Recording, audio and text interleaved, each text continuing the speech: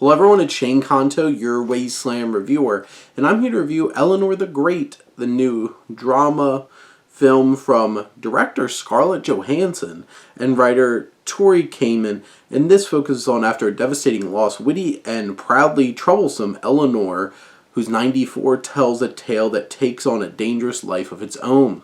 And June Squibb, of course, plays Eleanor here, who loses her best friend, Bessie, played by Rita Zohar, and Eleanor finds herself in a situation where she's telling Bessie's stories but accepting them as her own, and it brings all this attention, including Nina, played by Erin Kellyman, who wants to do all of this journalism work about what is actually Bessie's story but is, at the moment, Eleanor's story.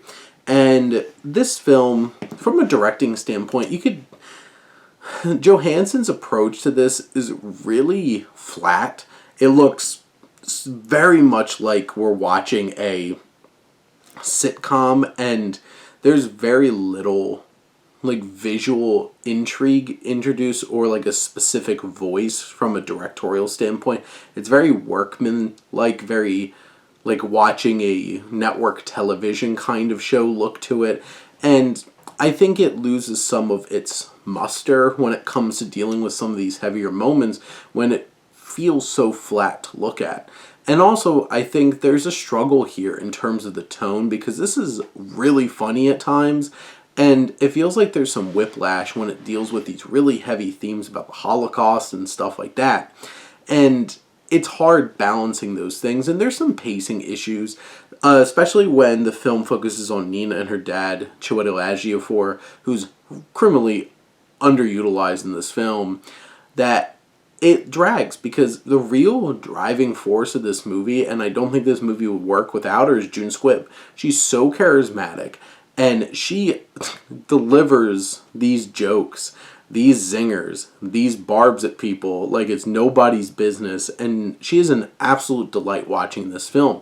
She carries the emotional weight too, but I think it really is Rita Zohar who, there's moments where we cut back to her telling Eleanor's stories, and there's just so much emotion to it. And even Kellyman has a few moments where she really is processing the loss of her mother, and she delivers such a powerful performance with so much emotion there. I think Jessica Hecht, who plays Eleanor's daughter, has some fine moments, but generally, Ejiofor, who's probably is the biggest name in this movie, really feels like he doesn't get a whole lot to work with in this film, and kind of is just there because he's a big name. But Squibb picks up the ball and runs with it here.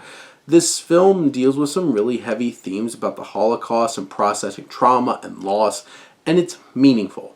There's also a lot of funny moments, and this exploration of the Jewish faith, and all those elements that feel meaningful, and I think Johansson finds moments of poignancy, especially through some of these performances.